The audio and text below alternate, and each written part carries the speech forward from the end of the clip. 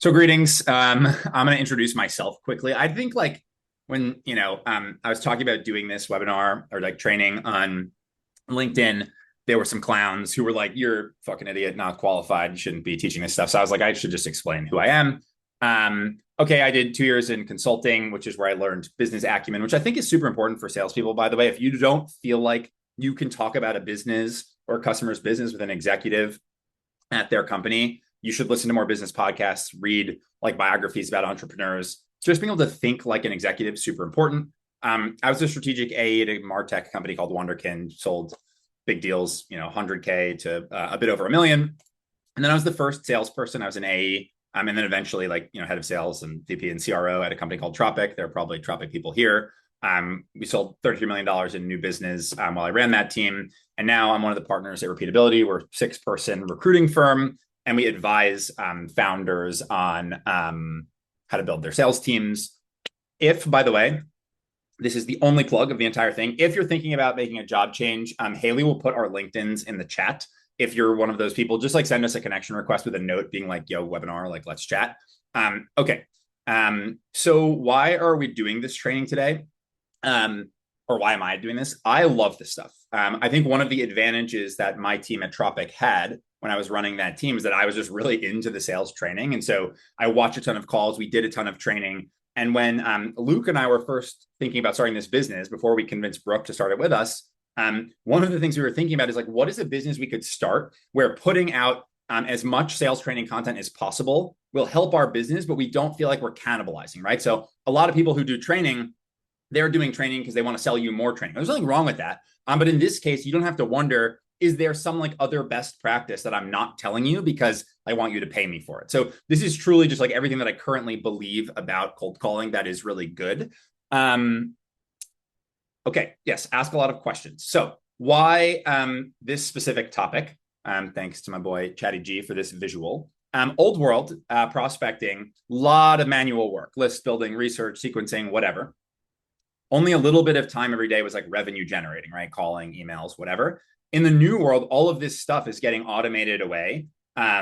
Claude, Clay, whatever, all of these tools are doing your list building. They're doing the research. They're doing, and of course, there are examples, and everybody could like litigate, oh, but my sales, so enterprise, whatever. It is getting easier to spend more time on revenue generating activities, which means a small improvement in how you call has more impact now, right? Because if you used to make 50 dials a day and now you can make 500, a small increase in conversion rate just has more impact. So I've been thinking about this a lot. A lot of our clients and founders have been thinking about this a lot. So to help my clients figure out how to improve their calling, I literally personally made 356 dials in June. It was over like 3 sessions for one specific client. Like I literally pretended, that I'm very involved with this company, but I called their prospects. I did the actual pitch. I booked actual meetings. The meetings actually happened.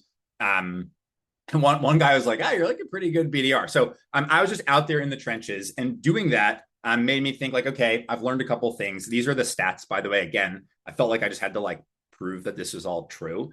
So I made 356 dials. Ignore the dials per day because it's only over a couple sessions. I actually connected with 10 people, by the way. 2.8% is a pretty low connect rate, but it doesn't matter because if the conversion rates are high, you're going to book meetings. I wasn't calling some like special list of hot prospects, by the way. It was just like random fucking people that the RevOps guy at this company gave me. 8 of these conversations went more than a minute. The ones that didn't were like, I don't work at that company or whatever. And I booked 4 meetings, again, like real meetings. This is in 3.5 hours of sitting at a computer. So these are my stats. I'm not saying that what I'm going to show you today is the best way to make cold calls, nor is it the only way to make cold calls. It just worked for me. I didn't have some grand plan when I started making these calls. I just got on the phone. I started talking to customers and then booked meetings. Seems to be a delta with conversion rates with old and new. I don't know what that means. You're gonna have to explain that. Okay, so the goal for today is just you learn one thing you can use. Again, like there are experts on cold calling who all they do is make cold calls. I'm not, saying I'm that. I'm just a salesperson. I like this stuff. I enjoy making cold calls because I'm a weirdo. So I hope you get one thing today that is actually useful to you. What are we gonna cover? Asking for the meeting, part 1, which is when to ask. Tone and vibe. I think this is the most important thing. And probably for a lot of people in this session, one of the biggest areas for improvement. So I'm going to like demonstrate a bunch of talk tracks and how I would deliver them to try to communicate the tone and the vibe that I think people should go for. But you should be yourself, obviously. What makes a compelling pitch? So when you're thinking about like, what am I going to say on this call or to this customer? What just goes into that? The two-step opener, this is just my personal cold call opener that I'm using. There are a lot of openers that work. I don't really think it matters that much which one you do, but this one is working well for me. Then the next step in a cold call for me is like a question that's basically, how often do you have this problem? I'll show you an example, how we solve the problem. So if I'm pitching, whatever, I'll use Tropic as an example. I might use like Gong, which is something that we all know. Might use like random examples like selling a car or something, but just like you would say, hey, here's how we solve the problem that we just agreed you have. And then asking for the meeting part 2, which is how you actually ask. So 1 is like, when should you ask? Like, is it yet appropriate to ask? And then 2, what do you actually say that will increase the odds of the person's like, all right, sure, like I'll bite. And then some other odds and ends. Again, if you're following me on LinkedIn, I posted about this the other day. It seemed to trigger some people, but there's definitely a time and a place to interrupt the customer, and I'll show you what I mean. Okay. So asking for the meeting, part 1, when to ask. By the way, whoever, I don't know who Dustin is, but if you think there's some issue with my data, please follow up with me. Okay, so when should you ask for the meeting? When someone answers the phone and they're like, hello, this is whoever, the intent level for them to buy your product, right? If you sell Gong, 1 minute before you called, unless they had like just come out of a meeting where they were talking about Gong, we'll put that aside. The odds that they were like ready to take a meeting to learn about Gong and sales call, basically 0, right? Their intent level is at 0.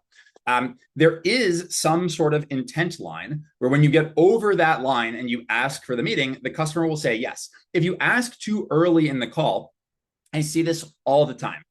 BDR, AE makes a call, seems kind of warm. They're like, how often do you have this problem? The person says, yeah, it's like often or whatever. And then they're like, well, great. Like, do you want to like set up some time to talk about it? And they're like, no.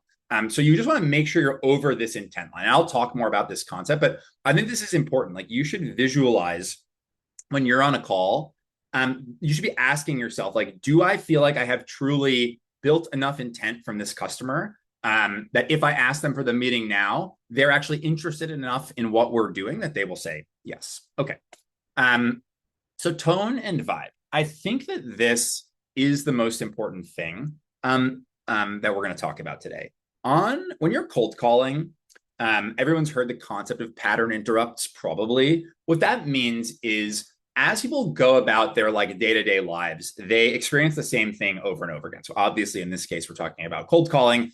The people that you all sell to, most of them get a lot of cold calls. And what we want to do is not fall into the bad patterns, right? So if a person answers an unknown number, hi, can I tell 27 seconds and throw your phone out the window? Which again, I'm not like criticizing that opener, but if everyone is doing it, or, I know can I take 30 seconds to tell you why I called? If everyone is doing it, the customer just gets right into their pattern. And if what they typically do is try to get off that cold call as fast as possible, you are going to be victimized by that same pattern that they've built up. And so sometimes there are patterns we like want to get into, and sometimes there are patterns we want to get away from. So when it comes to tone, the biggest pattern I think to avoid is like over eagerness. Like most people have this like sales voice, and then they have like their regular voice. When I'm on a cold call, I try to sound like myself. So if you're watching this training and you're taking notes, I would write something down, like try to just sound like you. Because when you think about patterns, right? If somebody is on the phone with a friend and they're having a normal conversation, they have a pattern for that. They're like, oh yeah, I stay on the phone and I chat with this person, ask them questions, and we laugh and whatever. If you can sort of fit into that pattern, that's much better than the like super high energy, like over enthusiastic, like high pitch in your voice sales persona that people seem to adopt unnecessarily on cold calls. Covered this, obviously don't want them to think it's another cold call. And I think tone, by the way, it's the first thing they hear. Like they pick up the phone, they almost don't hear what you say. Their brain is immediately categorizing you. So things that make a good tone, again, just want to be like chill, relaxed, kind of like you're like two executives having a real conversation. You want to kind of like laugh or like smile a little bit, try and like almost convey that through the phone. And imagine you're chatting with a friend. and obviously use simple language. So for me, like when I'm on a cold call, I either like I might sit back in my chair if I have headphones in, or if I'm like, if my laptop next to my monitor, I might like kind of like lean forward and kind of like talk very like easily into my laptop. So I'm going to show like the opener that I'm going to show you in a second, but I'll be like, hey, Bill, it's Isaiah calling from Tropic. How are you? Or how you doing? And I'm just like trying to be like flat and neutral. And let's say I'm like getting into a pitch for, something about Tropic, just again, because I know the pitch really well. And I'm like, yeah, well, look, like the situation that, a lot of our customers, I think, would tell you they were in before they worked with us is like they would be going to these negotiations and they're like, I have just no idea sometimes if the sales rep, they're telling me I'm getting a good price, but like, am I really getting a good price? And so what they tell us, and the scene hopefully it comes across that I'm just kind of like chatting with them. I'm not like, it doesn't sound scripted at all or rehearsed. I'm just trying to talk. So this is the biggest thing that I would recommend focusing on first. A good way to work on this too is to listen to podcasts, like interviewers that you like, and just listen to the way that they talk to each other. I'm going to just read the comments and questions. Okay. I don't know. Haley, interrupt me if I'm missing anything. All right. So that's tone. What makes a compelling pitch? This might be my favorite topic, if not the most important. So a compelling pitch makes the customer believe that they can actually buy your product. Like think about this. You're a junior person, mid-level, even fairly senior. You get a call out of the blue. Everything's going to sound like relatively good, I guess. And salespeople are obviously persuasive, but a lot of buyers, they just get in this mindset where they're like, nobody's going to like let me buy this thing. I'm not going to be able to get like budget, and like it's going to be a pain. It's going to be too much work to implement. Like we already have something in place. All my boss is telling me to like build this with AI right now or whatever. And so a really good pitch, without them having to object and then you having to combat the objection, just proactively attacks all the things that they might be thinking in their head that would prevent them from agreeing to a meeting and then potentially continuing the evaluation. It makes them believe that this is possible. So as you talk, I'm not going to like flip back through all the animations, but if we go back to the intent line, as you talk, they start to like in their head, they're like, I want to be done with this cold call. I want to believe I can't buy this, but every point this person makes is compelling. And it's like, I don't know, maybe I could, like, if it really is easy to use, and if the economics are actually going to be compelling, and like, if it really can do these things that would be hard to vibe code that like other solutions can't do, it's like, maybe it does make sense to explore a little further. So it makes them believe. To do that, these are the things that I personally tried to cover when I'm designing a pitch. I talk about outcomes and executive team priorities. This is super important. So a lot of people will say, and I get this pushback a lot from sales reps and sales teams, where they're like, well, the person that I sell to, they're like so far removed from the business outcome. They're junior, or they have no line of sight into what the executives care about. And there are situations where that is true. So I'm not saying, again, no ironclad rules here. What I would challenge you to think about is it for sure true for the champions and the mobilizers in your sale? For the people who actually buy, like if you went back through the last 100 deals at your company, the people who actually got big deals done, the buyers who actually shepherded big deals through their company, through their buying organization, were they connecting to things executives cared about? So when I'm on a cold call and I'm talking about Tropic, again, just for anyone who doesn't know Tropic is like procurement technology company. It provides like software, but also data that helps buyers save money. So if you are a procurement person or you're a finance person, you're just like a random executive and you spend hundreds of thousands or millions of dollars on software and you think you're paying too much, Tropic can answer that question for you. Am I paying too much? And help you save money. And so if I were selling Tropic, I would be ultimately connecting back to the idea that there are cost savings here, because that's a thing an executive cares about. When the procurement person or the finance person or the executive from a random department goes to the CFO and is like, can I have X dollars, for Tropic? Tropic's fairly expensive. The CFO, if they're like, yeah, it's gonna be really nice, it's gonna help me get some information and it has this functionality, automatic reminders, the CFO is gonna be like, I don't know, I think we can like ask our network and whatever. But if they're like, hey, next year we've been talking about, we're trying to improve our margins by 10%. And I think I found something that can make a big dent in that. That is an executive team priority that somebody might be willing to put big budgets behind. So even on a cold call, this is super important. This is also super important. The difference between the current and potential future state. So if you are selling Tropic, again, I might talk about or let's use a different example so we don't, it's not boring. Like, let's say we're doing Gong, and I've never sold Gong. I don't know anything about Gong. I just am a user. I like the product. If I sell Gong and I call someone up and I make a very clear distinction between, let's say, how quickly reps can get onboarded today, because like all their recordings are in Zoom, nobody can find them. It's taking forever. The RevOps team or enablement is getting a ton of negative feedback from executives because reps are getting ramped up slowly. And in the future, every call is automatically recorded, easy to build libraries, whatever, right? There's all kinds of things in Gong, but just clearly, consistently differentiating between current and future state. Like, people aren't going to pay money or even agree to meet with you about something that isn't clearly different from what they're doing now or what they could do on their own. And even someone who's not actively buying, if they truly think you can do something that their executives would like, and it's different from what they can do today, that is the kind of thing that will move the needle. That's the kind of thing that might let them, be open to evaluating something, even if they weren't planning to. Okay, yeah, obviously it's something that's actively important. Like, if they did just walk out of a meeting, which this happens all the time, where when I worked at Wonderkind, when I was in AE there, we sold like email software to e-commerce companies, and so sometimes we would have situations where the customer would be like, hey, I sold to SeaWorld, whatever you think about that company. It's $1 million a year ARR deal, my first big deal of my career. And at first they were like, hey, it's too expensive, we're not interested. I kept following up. And eventually the woman who ran the email team hit me back, replied to one of my nurture emails. And she was like, okay, just came out of a meeting where my CMO is looking for any opportunity that can have at least $1 million of revenue impact. So we're ready to reevaluate, right? So sometimes you just, bang, hit right on something that is very actively important to them. Self-interest, so that could be like making their life easier through functionality, or it could be like getting promoted or a bonus or spending less time at work or whatever it is. Repetition. This is super important. If you're going to tell a compelling story to a customer, you need to say the same things over and over and over again. And often that exists within a cold call, and sometimes within your same like talk block on the call. And I'll try to demonstrate this at some point today. Okay. And again, simple language if we're talking about repetition. No jargon, like no like big words. I'm going to try to do none of them today. Just talk like a normal person. And that is what is persuasive. Just looking at the questions. Pre-call, there's a question from Jake about how much emphasis to put on pre-call research.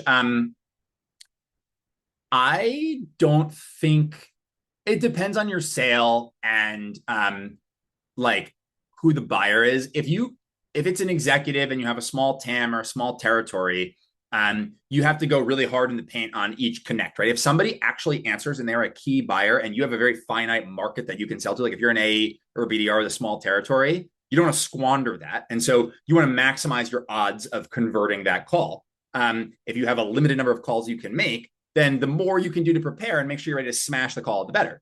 If you're an early stage company, which is a lot of what we deal with, and so you have thousands and thousands and thousands of companies you can sell to, and you have a dialer, so you can call a lot of people. And if you talk to somebody and you're not a very well-known company, you can call them again in 6 weeks or 3 months or whatever it is, and they will hardly remember that you spoke to them. I don't think you need to do as much research in that situation. I think your time is better spent calling. And again, back to automation, hitting all the task work, it's totally possible to use either something like Clay, or you can build this yourself with Claude, where it will do like very basic research and find, is there a past opportunity? Yes or no. Have we spoken to this person? Yes or no. I have a client that sells some like competitive software.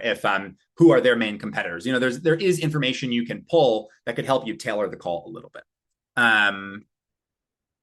A dial include calls that went, there's a question that says, from your earlier stats, does a dial include calls that went to voicemail? Yes, a dial is just any call. The conversion rates were based on people who actually connected, where I spoke to them, and then a conversation meant a call that went more than 1 minute. So the conversion rate where it said, I think it said 40% or 50, I think it was 50%. That's 50%. 4 meetings is 50% of the 8 conversations that went more than 1 minute. If you count the 10 people who really answered, it's at 40% conversion rate on the 10 people who really picked up the phone and were like actually a real person there. And I think in my post last week, when I said that I converted at 40%, I was talking about this data. Okay. So this is the opener that I'm using right now. I'm going to kind of demonstrate some of this stuff. Keep the questions coming, please. So this is literally like what I'm saying right now when I'm making cold call. I'm not making these calls for Tropic. I just felt like anonymizing the client because in case one of their competitors was here, I didn't want them to see the actual verbiage that we're using to like describe their product. Not that this part would be irrelevant, obviously. So what I literally say, like when someone answers the phone, so this client uses Nooks to dial. I think Nooks is really good. I have no affiliation with them. Having a dialer is so nice because it just calls one by one through the calls. You can call multiple people at a time. And I'm actually not a huge fan of calling multiple people at a time, but I'll save that for the end of the meeting. If somebody wants to hear about that, just let me know in the chat because it's kind of a obscure topic. So I say when someone answers the phone, I just say, hey, Bill, it's Isaiah calling from Tropic. How you doing? Which again is just like me. That's just my voice. That's how I talk. I'm not saying this is how you have to talk. You could say, hey, Bill, Isaiah calling from Tropic. How are you? But it's very neutral and flat. So again, hey, Bill, it's Isaiah calling from Tropic. How you doing? That's it. That's my opener. That's the first part of it. Then they usually say something like, as you can imagine, sorry, calling from where or who's this or whatever. And I'll say, yeah, calling from Tropic in the procurement data space. I wasn't sure, just given you run the procurement team, I figured you might be. Are you familiar with Tropic? So again, very natural. I'm just trying to start a conversation. There's not like some really clever goal. Like, yes, if they're familiar, I might go like slightly one way. If they're not familiar, I might go slightly another way. But for the most part, whatever they say here, I pretty much do the same thing next. So again, hey, Bill, it's Isaiah calling from Tropic. How you doing? And then they're like, sorry, calling from where? Calling from Tropic in the procurement technology space. I wasn't sure. Just I know you run, finance over at whatever company. I figured you might know Tropic. Are you familiar with Tropic? How much do you know? Yeah, are you familiar with Tropic? And just that. I'm kind of looking for a yes or no. Okay, just keep an eye on the questions. And yeah, I kind of like trail off at the end. So this is again like me, my natural communication. I say I use the word just. Somebody came at me yesterday on LinkedIn. Don't say just. It's a weak word. I don't know. So I'm a weak communicator. Sorry, I don't know what to tell you. I just say the things that I normally say. If you heard me on a sales call, I thought about playing a recording, but just felt too close to home for my client and I didn't ask the founder. But if you heard me on a sales call and you know me personally, they would sound very, very, very similar. By the way, I don't know this person, Adia. I've just been seeing her pop up on my LinkedIn because I'm very obsessed with cold calling right now. And I loved this from her. I agree with this, that I don't think it matters that much about openers. And at first, when I saw this is what she said was the best opener for her. The reason I'm calling is to schedule a meeting with you. I'm sure there's like a little more color commentary here where it's like, Bill, it's Isaiah calling from Tropic. Reason I was calling is I'm just trying to find a time to get back together with you or find a time to meet with you, something like that. I think if your tone is really good, it almost doesn't matter what you say. So just credit to her for a really good idea. I'm not trying to like steal this idea or anything like that. I just thought it was good and calling it out. People should try it. I will probably try it at some point. And if we send the deck around, I put the link to the post in here too, just to give her credit. She's from a company called Ask Elephant. It's probably great software. Okay. Then where I go. So once I ask them, are you familiar with Tropic? And they're like, yes or no. I basically still always do the same thing next. And the general thing I'm trying to figure out is how often they have this problem. Wow, 59 people here. I was worried I was going to look at the number of participants and it was going to have dropped since the beginning. And then I was going to be like, oh, fuck. All right. So the next thing that I do is I ask, how often they have this problem. I'll show the actual verbiage in a sec. Most of the time, I think a question like how often or like how much is this happening is better than if. There are probably some. In fact, when I drafted the slides, I had this as like more like it should always be how often or how much, but I do think there are some scenarios where you could ask if this is happening. But anyway, I mostly prefer how often or how much. The reason, by the way, is when you ask someone if something is happening and they know obviously it's a cold call, it's so easy to be like, no, we have it under control. Thanks.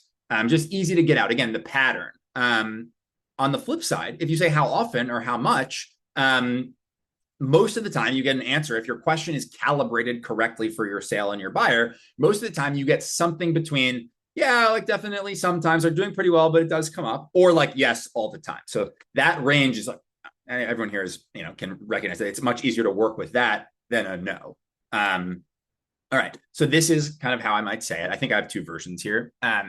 So I'll say, they're like, oh yeah, like I'm kind of like familiar with, Tropic or whatever. And so I'll be like, yeah, I mean, like how often are you finding yourself like in some, situation with a vendor where you're like looking at a contract, You have literally like no clue if you're paying the lowest price. The sales rep is telling you you're getting a really good deal, but you're like, I actually have like no idea if this is like a sales talk track or like actually this price is great. And you don't really know if the rep is kind of like taking you for a ride or if you're getting a good deal. Like how often are you thinking about that? Like how much does this come up in negotiations or where you're helping the team? And how often is that coming up? And you see, like I just meander, I just talk normally. Even you see as I read it, I'm not reading it word for word. It doesn't sound the same every time I say it. You will never catch me sounding scripted on a sales call. I'm not against scripting, by the way, but if I have a specific thing I want to say, I always smooth the words out as I go through them. I'll give another example here. So one is like, how often do you find yourself staring at some contract, whatever. Another one could be this one I was thinking about Gong when I put this together. I'm not again saying this is perfect. I've never sold the product. They're like, yeah, of course I know Gong. It's like the reason that I thought to call you, Bill, is I just feel like everybody right now is in this situation where they're looking at next year, 2027. It's like planning is coming up and they're kind of like, I don't know if we're going to hit the revenue plan next year if we don't start to make some changes. Like we've grown really fast, but like it's getting harder and harder to recruit reps and then to ramp them. And then we have, quota attainment is going down. Before I go like super deep on what's changed in the product, just I know you said you kind of know a good bit about it. How much are you guys in a mindset we're starting to think about next year and like potential ways to shore up the revenue plan? How much is that coming up right now? So again, I'm not saying that's the right problem to talk about for Gong, but it's just the idea of like whatever the problem is for your sale, and you might need to iterate or work with your team. But it's kind of like, here's why I'm calling, how much is this coming up? What I'm not super into, again, back to patterns right now, I'm not super into like, I talk to a lot of RevOps leaders like yourself, and what they always say is da da da da da. Again, like not that there's anything wrong with that. It's just everyone else is saying that. And so try to mix up what you're saying so you don't sound like everybody else. Again, tone is the most important way to signal that you are different. Okay. Yeah, you kind of want to like read their mind. They should be like, this fucking guy like in our in our leadership meetings or whatever. Is it Okay, then quickly want to call to Greg's question before we? yes. The recording notification. Yes. Okay, yeah, everyone can see this. Greg said thoughts on recording notification in two-party consent states. I have no idea. I'm not a lawyer, and I don't know how to think about that. I don't even know how I've never set up one of these tools, so I wouldn't know how to think about that. I don't know if Nooks has some sort of way of solving that. So you gotta, yeah. I'm like the sales guy. Here's what you should do on the call, not the ops guy. Greg is the ops guy. Okay.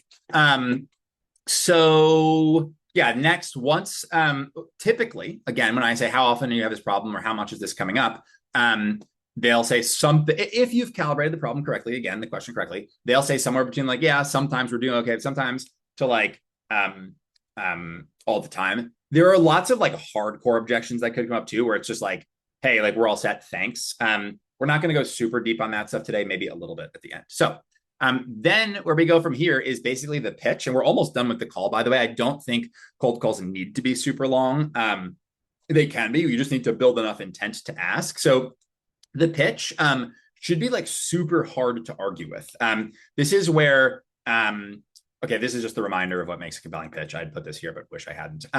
You may need to proactively address these points, right? So all these things that make a good pitch, you want to hit everything before they can say, oh, this isn't a priority right now. Well, if you've talked about some key outcome that they obviously would care about, more revenue, there are not really companies that don't have getting more revenue as a priority, right? Some people who aren't going to buy anyway will make that argument, but for the most part, any rational company, if you find the right buyer, if the ROI makes sense and it's not a huge pain, they're not already doing the thing today, if you can sell them dollars at a discount, a lot of revenue for relatively little cost, people will find incremental budget for that.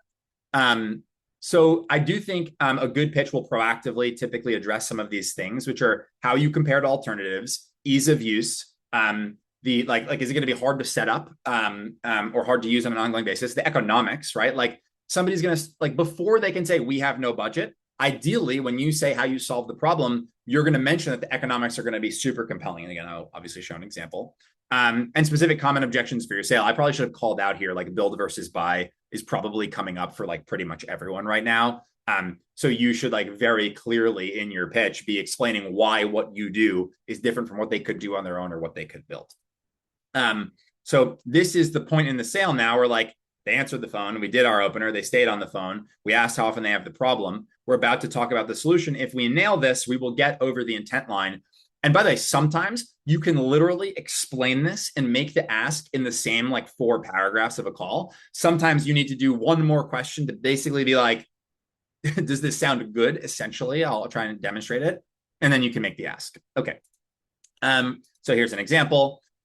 This is, I like wrote this real off the cuff this morning for Tropic. If you work at Tropic and this is not right, do not at me. Jordana, if you're here, whatever. Okay. So what I might say when they're like, yeah, it's definitely like something we're thinking about. It's annoying when like a vendor, takes advantage of us. You'd be like, yeah. So like the way that I think you could think about Tropic is that we would totally eliminate that issue.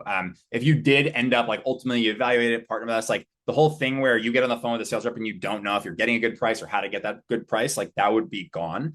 The way that we do it is, by the way, see how I'm talking at the end result, not necessarily big cost savings in this case, but just solving their problem. The way we do it is we have 500 different customers. We have data from, all across their tech stack. So we see a ton of contracts and, for virtually any vendor that you could be buying from, we could tell you exactly what the lowest price should be. And we can tell you what other people are paying, so if you're getting a good deal, right? So not only that, but because our team, like we have people at Tropic who directly are involved in negotiations, we know what you should say to the vendor to be like, hey, they're telling you have to pay $100, everyone else is paying 80. Just say the following things, ask for this term length, blah blah blah. You'll get the best possible price. And so today, you're going in blind. I can't remember why I struck this through. There was some point I wanted to make. I don't know, maybe I thought it sounded too jargony, but I'm forgetting. So today you're going in blind to a situation where the sales rep has some like unfair information edge over you. But I think if you talk to our customers, they would tell you like the Tropic data totally flips that dynamic. So all of a sudden you're no longer information asymmetry where the sales rep is like, they're taking advantage of you. Now you know exactly what you should be paying. And so that whole thing, again, is eliminated. And I think, by the way, from your CFO's perspective, the economics will be really clear. You guys will get way more savings that are many times greater than, what you're spending to buy our data. So, I'm like a little amped up because I'm presenting this. I would actually talk like a little more softly. But point is like end result, you're going to get why we're special. We have a big data set. Very like something you just can't have this data set on your own. You aren't negotiating all these contracts. You're in this situation today. With us, you would no longer be in this situation. And a common objection of like, how could there be no budget for a money printer? If I'm like, hey, essentially, I have this printer, I bring it to your office, you plug it in, and money starts coming out. It costs $100 and it prints $1,000 a day. Anybody in their right mind would have budget for that. So these are just the kinds of things that I'm trying to do. I'm showing you this mostly as an example of how you should structure your own pitch. I'm totally going way too slow for what I wanted to do timing wise. Ignore these like numbers, by the way. I meant to go back and change them. Okay, asking for the meeting part 2. We're getting to the end. How to ask. This is maybe one of my favorite things that I don't know. Maybe this is what everyone else is doing, but I think this is like a bit I feel like I've like refined this over a long period of time. The most important thing when you ask for a meeting, and the mistake that people make, is it's not valuable. Like what they're asking for doesn't sound truly valuable to the buyer. If I call you out of the blue, if I sell cars, all the people on this call could be in a situation where they might want to buy a car. Like maybe you live in a city but you don't need one, but you might be in a situation where you want to buy a car, even if you're not a software buyer.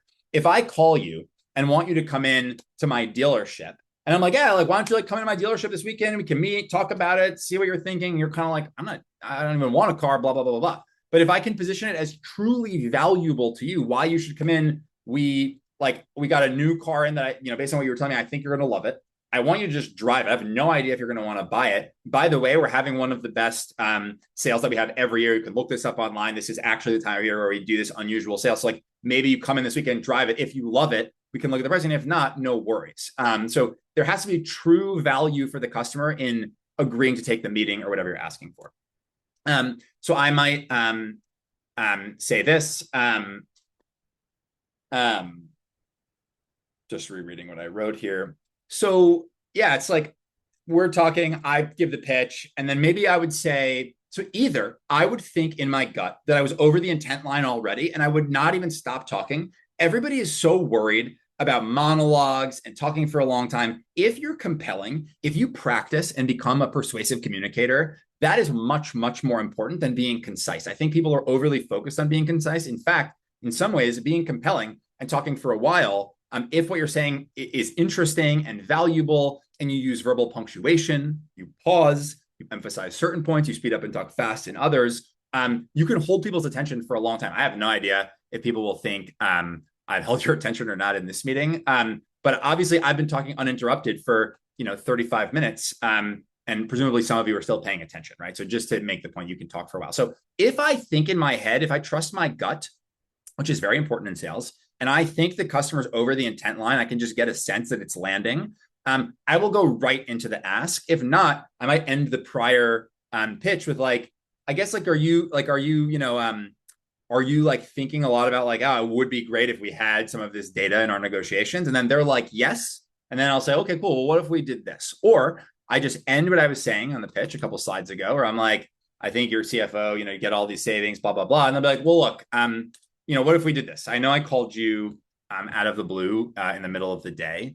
Could we maybe find 20 minutes, again, when I'm not calling you in the middle of the day, and I could just show you an example from a customer like Anthropic. I have no idea if Anthropic is a Anthropic customer or not. I just put it because it's a cool company. Show you an example from a customer like Anthropic, what they were doing before they worked with us. And then the biggest things that I think they would point to that got them the most tangible savings. And they've had a couple examples where they've saved many hundreds of thousands of dollars, and in a couple of cases, millions of dollars. So I can just bring a couple of those examples, semi-anonymized to show you. And I think in 20-ish minutes, I can give you pretty much everything you would need to see to get a sense of if there's a longer conversation that's worth having here. And zero pressure. If we have the conversation, you're like, look, this actually feels similar to what I'm already doing or what I have in place, great. I don't think either of us would want to spend our time on that. But if you're like, actually, this is kind of interesting, it seems like this is very easy to use. It could be super valuable. And I actually think my CFO might be down to pay for it because the economics are so clear. Maybe we decide to have a longer conversation. Are you game to get back together? Maybe it's Tuesday, Thursday or Friday afternoon. And I can bring an example or two to show you just as a starting point. So I'll do that. And then they'll say, hopefully, sure. And then I'll book it. Or sometimes I'll go from here where it's we don't need to, continue the conversation past then if it's turns out to not be relevant or whatever. Are you game to get back together sometime? Maybe I'm looking at my calendar, Thursday afternoon, maybe Friday morning. Are you game? What is the rest of your week? So I'll just kind of get into booking the meeting. And again, I'm trying to make the meeting itself sound valuable. And you'll probably notice I try to take the pressure off. I think a lot about why would somebody not agree to the meeting? And I think one of the biggest reasons is I don't want to get stuck in this fucking guy's sales vortex. If I take this meeting, there's another meeting and follow up and this and that. And so I'm try to just be clear. That's if I show it to you and it's cool, then we'll continue the conversation. If I show it to you and you're like, I have this covered, there's no value here for me, then fine. Obviously I'm going to try to handle every objection, but I make this clear. And by the way, if that ends up being the case, if it's truly not a good idea for them, which is what I try to figure out in a discovery call, then yeah, we're not going to continue the conversation. You should just stop and ask yourself if your meeting asks are actually compelling enough that you would agree. Go back and listen to your most recent cold calls and listen to a lot of people. I hear them ask where they're they go through the whole call and then they're like, well, cool. Do you want to schedule some time to talk more about this? And it's no, of course not. The last thing I want is a sales call. I'm going to go do my own research. But if it's just, well, do you want to get some more time to insert thing of actual genuine value for you, which probably means showing something, teaching them something. It could be a 1 or 2 minute quick demo here or there in your call. Just don't do this and then get on the phone and ask 20 minutes of boring process discovery questions. But think about this. This is another really high impact thing. Is your ask actually compelling? And if you run a sales team or a BDR team and you're here, we really mostly try to talk to candidates, but if you're in leadership, go back and listen to your team's calls. You will find that people are not making compelling asks. Okay. Odds and ends. Is it ever smart to interrupt the customer? Definitely be careful here. Obviously, I'm not saying you should be a jerk on calls, but if somebody's tries to just dismiss you right away and they're like, yeah, thanks for the call. We're not really shopping for anything. But I'm going to just shove my foot in the door because they haven't even thought about it yet. And so I'm we're already here. I'm going to try to at least make the argument. So I will truly straight up interrupt people. I know this is unpopular for some people, but I'm yeah, no, for sure. And I have no idea if ultimately it's going to make sense for us to continue the conversation. I guess The only thing I was wondering is like, how often are you guys like getting in a situation where da da da da da, and then like right back on track to my pitch? So this is an advanced skill. You have to be careful, but this is how real people talk. Again, like normal communication. That's why I do this. I'm not trying to be a jerk or, whatever, but I'm like, if you haven't even thought about it, if I think the thing I sell is truly valuable, if I sell a Tropic product and I think it can actually save you money, and you're like trying to dismiss me before you've even thought about it, I'm willing to like push a little bit. The extreme examples, like if you're a heart surgeon, obviously we're not doing heart surgery, not curing cancer software, but like if you're a heart surgeon and you have a patient and they're ignoring you or trying to leave your office, but you're like, you need heart surgery. If you're the patient, obviously you want the surgeon to try to at least make a compelling argument for why you should get the surgery. This is a much, much, much scaled down version of that, obviously. But the logic still holds. If they're running a business and you can truly help their business, you can at least take a shot at getting them to evaluate. And there are some times where it's like totally fine to not book a meeting. Like if they just signed a long-term contract with a competitor, you could be like, well, we can just show it to you so you're aware. Sure. Me personally, I don't know how much time I'm going to spend on that. That's up to your sales leader. You could ask them, what timing does make sense when their contract ends, note it in your CRM. Maybe they just went through a layoff. Like if there was like a layoff last week, nobody's like evaluating software the same week or next week. Just plan to call them back in a few weeks. If they're like truly not a relevant stakeholder, if they're like in another department or they change jobs or whatever, ask them who is relevant. If you're a BDR, like probably don't book a meeting with this person. Again, like up to your team. That's it. I hope you learned one thing today. I hope you actually like try it.